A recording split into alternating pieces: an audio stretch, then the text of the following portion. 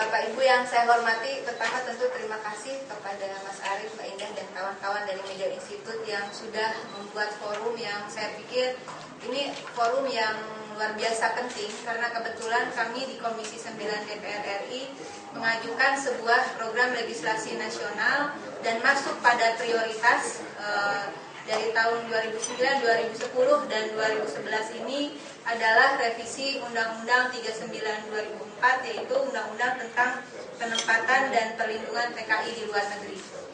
Nah, nanti kita akan berdiskusi juga tentang hal itu. Artinya pertemuan-pertemuan seperti ini bersama stakeholder terkait juga sesuatu yang penting bagi perubahan undang-undang itu ke arah yang lebih baik. Yang pertama yang ingin saya sampaikan adalah tentu saja yang menjadi garis fraksi dan garis partai PDI Perjuangan mengenai persoalan TKI. Kami berangkat dari Konstitusi Undang-Undang Dasar 1945, di mana di dalam pembukaan dikatakan bahwa tugas negara adalah melindungi segenap bangsa dan seluruh tumpah darah Indonesia. Artinya dimanapun mereka berada, mereka harus mendapatkan perlindungan. Dimanapun yang namanya rakyat berada, di dalam maupun di luar negeri, negara harus hadir. Dan di dalam batang tubuh Undang-Undang Dasar 1945 jelas dikatakan bahwa tugas perlindungan itu terutama ada pada pemerintah. Nah, berangkat dari sinilah kemudian proses perbaikan legislasi itu coba kami perbaiki dengan arti harus ada pemisahan yang jelas di mana tugas negara, di mana tugas pihak swasta, di mana tugas TKI-nya itu sendiri. Tetapi di samping itu ada persoalan lain yang saya pikir juga penting, beranjak dari amanat konstitusi itu tadi. Maka kalau kita ingin melakukan sebuah reformasi, perubahan yang signifikan dalam persoalan perlindungan TKI kita di luar negeri, maka mau tidak mau arah kebijakan itu, paradigma berpikirnya, terutama yang ada pada pemerintah, harus memiliki kesepahaman, yaitu yang namanya TKI tidak bisa dipandang hanya sekedar komoditi dagang di era globalisasi. Tidak bisa yang namanya TKI hanya dilihat sebagai pahlawan devisa. Saya menentang habis-habisan pendefinisian TKI sebagai pahlawan devisa. Karena artinya dalam hal ini TKI hanya akan dilihat dari devisa yang dihasilkan, tidak lebih dari itu. Ketika persoalan pelanggaran HAM terhadap TKI itu tidak akan dilirik, karena TKI hanya dianggap pahlawan devisa, bukan dilihat sebagai rakyat yang mana memiliki hak yang diamanatkan oleh Undang-Undang Dasar 1945. Nah, kemudian oleh karena itu kami juga dari PDI Perjuangan merasa bahwa hal lain yang penting dikatakan di dalam perbaikan undang-undang kelak adalah bahwa pengiriman tenaga kerja Indonesia ke luar negeri tidak bisa dan tidak boleh dijadikan target atau solusi dari penyelesaian tidak adanya lapangan kerja di dalam tanah air sendiri. Jadi tetap yang harus menjadi solusi pemerintah sekarang maupun pemerintah yang akan datang adalah penyediaan lapangan kerja di dalam negeri. Karena hal yang sangat memprihatinkan bahwa TKI kita didefinisikan sebagai para buruh migran yang bekerja di wilayah 3D, dirty, dangerous, and difficult.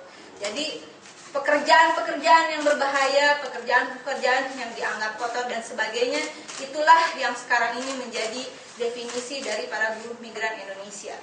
Nah, pertanyaan dasarnya adalah, masa untuk pekerjaan seperti itu di dalam negeri saja tidak bisa?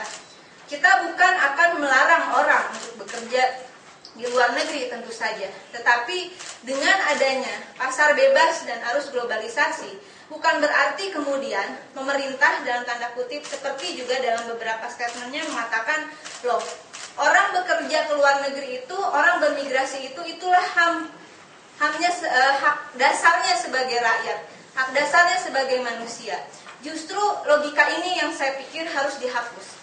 Beberapa kali bahkan Menaker sendiri sempat mengatakan kita tidak bisa melarang orang pergi ke luar negeri karena itu adalah hak warga negara. Padahal sesungguhnya yang menjadi amanat konstitusi yang namanya hak warga negara pertama kali adalah terpenuhinya hak-hak dasarnya sebagai manusia dan sebagai rakyat di dalam negara itu sendiri. Jadi pekerjaan-pekerjaan. Saya sering mengatakan dalam beberapa pertemuan, termasuk orasi-orasi politik saya di daerah-daerah kantong TKI, saya mengatakan bahwa seharusnya tidak perlu yang namanya saudara-saudara kita, ibu kita, ayah kita, kakak perempuan kita, anak perempuan kita berangkat ke luar negeri hanya untuk menjadi pekerja rumah tangga, hanya untuk menjadi kuli bangunan, hanya untuk menjadi tukang kebun. Kenapa orang bisa bekerja, mereka memutuskan bekerja dalam bidang-bidang seperti itu? Karena untuk pekerjaan seperti itu saja di dalam negeri tidak ada. Jadi dalam konteks pertama ini saya ingin mengajak kita semua untuk melihat akar persoalan. Kenapa TKI ini kemudian dianggap sebuah jalan supaya orang bisa bertahan hidup? Karena memang pekerjaan-pekerjaan yang tadi saya katakan termasuk dalam tiga wilayah itu memang tidak tersedia. Kalaupun ada, itu tidak bisa memenuhi kebutuhan mereka. Beberapa kasus secara nyata mengatakan bahwa kenapa ibu pergi ke luar negeri untuk menjadi PRT misalnya. Mereka mengatakan karena saya ingin anak saya sekolah dengan pendidikan yang lebih baik. Terakhir saya seminggu yang lalu saya pulang dari Filipina, duduk berdampingan dengan seorang perempuan dari NTB. Dia bekerja di Saudi, 3 lantai, 12 anak, 1 orang. Dia bekerja 1 orang di rumah itu, membersihkan dari mulai kebun semua segala macam dia urus gitu. 3 lantai rumahnya. Dan dia mengatakan, kenapa ibu pergi? Saya tahu bahwa hal-hal terburuk bisa terjadi ketika saya memilih menjadi seorang TKI. Tetapi saya juga ingin anak saya bisa kuliah. Bayangkan, keputusan-keputusan orang pergi ke luar negeri bukan untuk melanjutkan studi, bukan untuk berbisnis, tetapi untuk menjadi pekerja rumah tangga.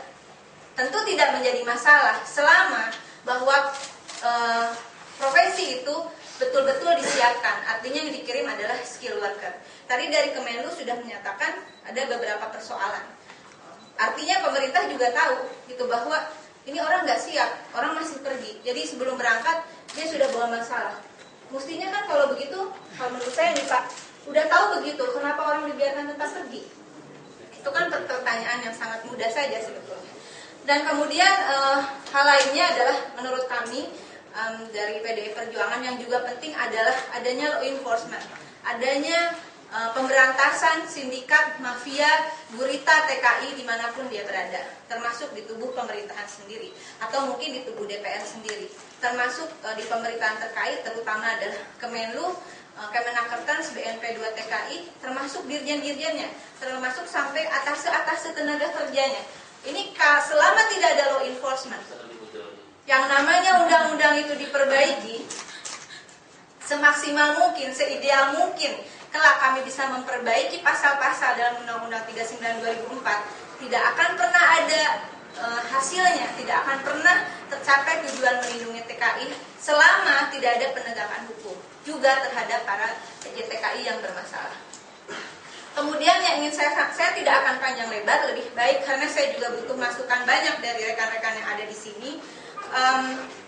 Yang penting, yang sebetulnya sih ya, intinya sih pemerintah ini kalau mau memperbaiki sistem perlindungan TKI, oke lah legislasi memang bagian kami, karena itu juga inisiatif dari DPR untuk merevisi Undang-Undang 39 2004. Tetapi juga kalau ditinjau dari legislasi, nanti ada beberapa konvensi yang seharusnya itu sudah diratifikasi oleh pemerintah kita.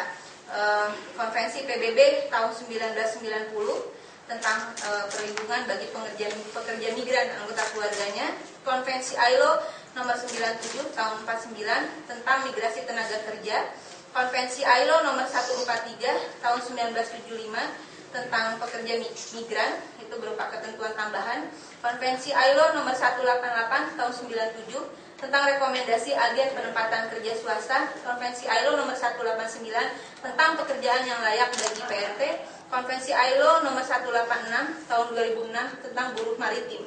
Tadi sempat disinggung di mana harusnya ABK berada. ABK ya harus ada di wilayah ini.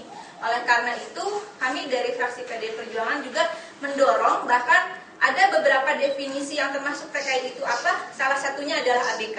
sehingga ABK jelas perlindungannya, termasuk di dalam undang-undang ke depan kami berharap namanya Undang-Undang Perlindungan Buruh Migran Indonesia yang merupakan hasil revisi.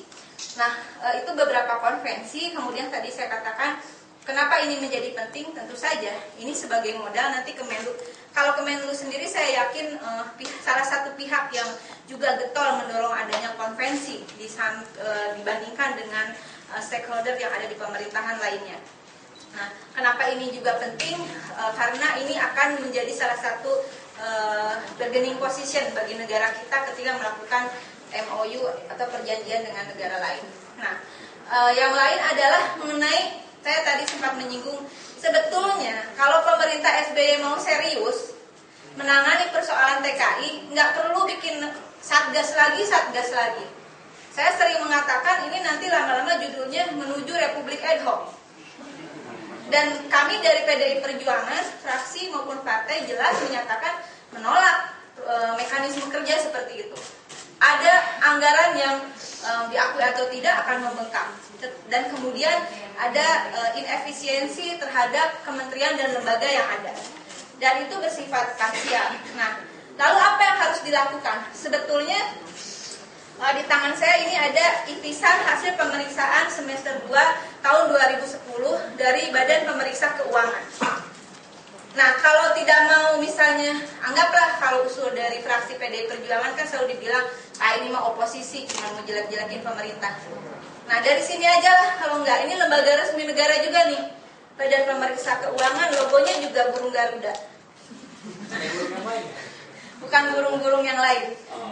Nah, ini ada 25 poin yang saya rasa bisa menjadi catatan, nanti juga bisa dikopi oleh teman-teman. Yang di bold oleh BPK ada 6 poin. Pertama, persoalannya apa? Yang mereka, hasil investigasi mereka, rekrutmen TKI belum didukung proses yang valid dan transparan, sehingga tidak ada jaminan kepastian, keadilan, dan perlindungan TKI. Yang kedua, penyiapan tenaga kerja yang sehat, mampu, dan teruji kurang didukung kebijakan yang tegas, sistem pelatihan dan pemeriksaan kesehatan yang terintegrasi, serta pengawasan yang periodik dan konsisten. Ketiga, penyiapan tenaga kerja yang legal dan prosedural kurang didukung kebijakan yang tegas, sistem yang terintegrasi, serta penegakan aturan yang tegas dan konsisten. Keempat, penyelenggaraan asuransi TKI belum memberikan perlindungan secara adil, pasti, dan transparan. Kelima, data penempatan TKI, tadi sudah disebutkan beberapa data, tapi BPK sendiri mengatakan data penempatan TKI tidak akurat, sehingga tidak membantu upaya perlindungan TKI di luar negeri. Keenam, terakhir, evaluasi yang kelima nih. Penanganan dan penyelesaian TKI bermasalah di luar negeri bersifat parsial. Ini juga termasuk rekomendasi untuk Kementerian Luar Negeri. Keenam, evaluasi yang berkelanjutan terhadap data dan informasi masalah TKI tidak ditangani secara tuntas dan komprehensif. Kemudian rekomendasi yang diberikan adalah, diantaranya adalah melakukan evaluasi menyeluruh peraturan perundangan, kebijakan, sistem, dan mekanisme penempatan dan perlindungan TKI di luar negeri, mengkaji dan menetapkan kembali biaya penempatan TKI yang proporsional dan real. Saya ingin juga menambahkan di sini, anggap saja data pemerintah itu benar, maka 6 juta orang pergi,